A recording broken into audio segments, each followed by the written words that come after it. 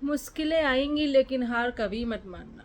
मुश्किलें आएंगी लेकिन हार कभी मत मानना। हेलो दोस्तों, राधे राधे। मैं शोभा वशिष्ठ आज आपके लिए फिर से एक कहानी लेके आई हूँ जो आपको उससे मोटिवेशन मिलेगा। तो आप प्लीज़ मेरी कहानी को सुनिए, अच्छी लगे तो लाइक कीजिए, शेयर कीजिए, सब्सक्राइब कीजिए।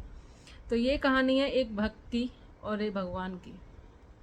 एक बार क्या होता है, एक आदमी होता है, वो क्या बहुत पूजा पाठ करता है, लेकिन क्या होता है ना कि उसकी ज़िंदगी में कुछ ना कुछ प्रॉब्लम चलती रहती है।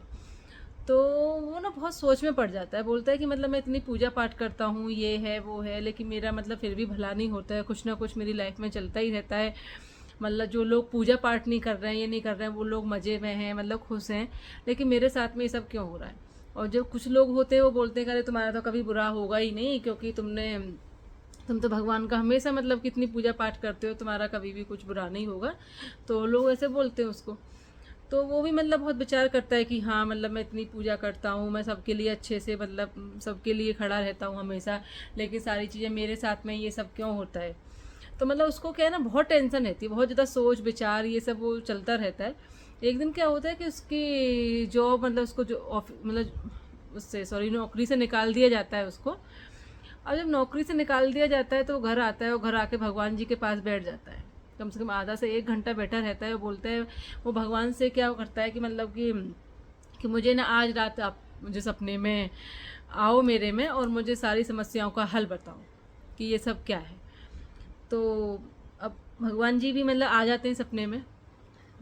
अब जैसे भगवान जी आते हैं तो वो भगवान जी के आगे अपनी सारी समस्याएं, रोना धोना सब मतलब सारी समस्याएं को बोलता रहता है। भगवान जी मन ही मन मुस्कुराते हैं, बोलते हैं ठीक है।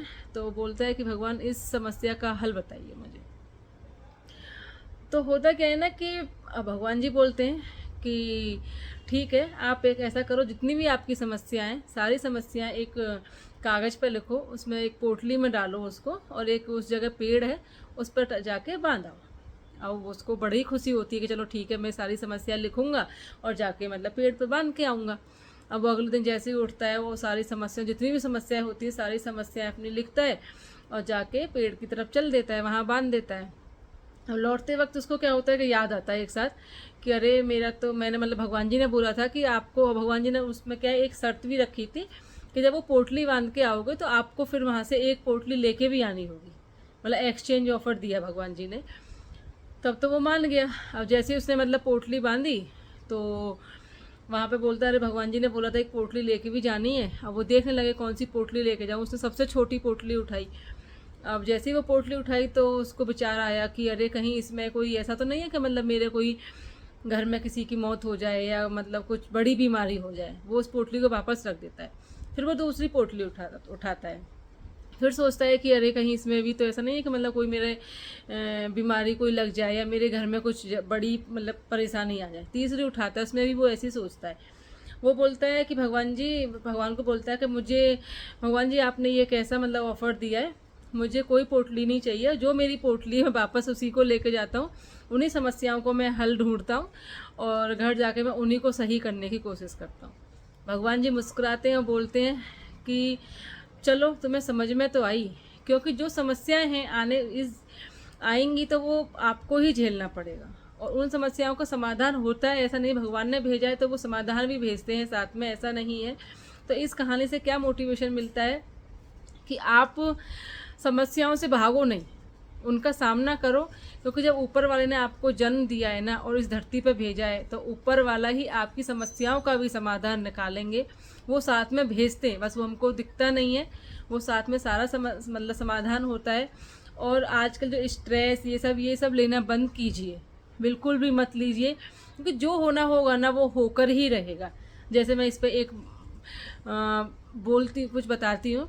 जैसे अब हम कहीं जा रहे हैं, फ़्लाइट में हमको कहीं जाना है, तो होता क्या है, अब लेडीज़ जो होती हैं ठीक है पैकिंग कर रही हैं, ये कर रही हैं, बच्चों को भी जाना, सबका देख रही हैं। लेकिन जेंट्स का देखा है आपने कभी? जेंट्स हमेशा क्या करेगा, 15 मिनट में वो चेक करेगा मोबाइल पे। 15 मिनट में चेक करता है, बोलता है कहीं फ़्लाइट मतलब लेट तो नहीं हो जाएंगे, कहीं कुछ हो तो नहीं रहा है। हर 15 मिनट में वो देखेगा उस चीज़ से क्या हो रहा है, उसको टेंशन हो रही है। ठीक है, लेडीज अपना घर में कर रही है, उसको ये सब नहीं देखती है। वो ये 15 मिनट में ये नहीं देखेगी कि हाँ मतलब क्या है कैसे है, अगर फैमिली टूर पर जा रहे हैं तो।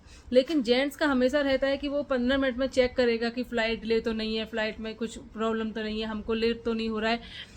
अरे अगर फ़्लाइट छूटनी होगी ना, अगर उसने लिख के भेजा है आपकी फ़्लाइट छूटेगी तो छूटेगी, देखने से कुछ नहीं होगा, इससे सिर्फ आपको स्ट्रेस होगा। तो ये एक मतलब इसमें एक मैंने ऐड किया है अपनी तरफ से, क्योंकि मत करो, जो होना होता है वो सब लिख के आता है ऊपर से। तो इन चीज़ों को लेके ज़्यादा परेशान ना हो, ज़्यादा स्ट्रेस ना हो, नहीं लें।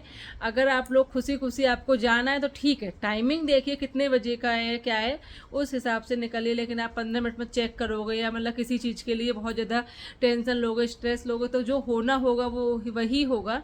तो इस चीज़ के लिए बिल्कुल भी स्ट्रेस ना लें और अपनी लाइफ को अच्छे से एंजॉय करें। जो भी मतलब होगा सब ऊपर वाला अच्छा करता है। तो इसलिए आप आज की ये छोटी सी कहानी अगर आप लोगों को अच्छी लगे तो लाइक करना, शेयर करना, सब्सक्राइब करना।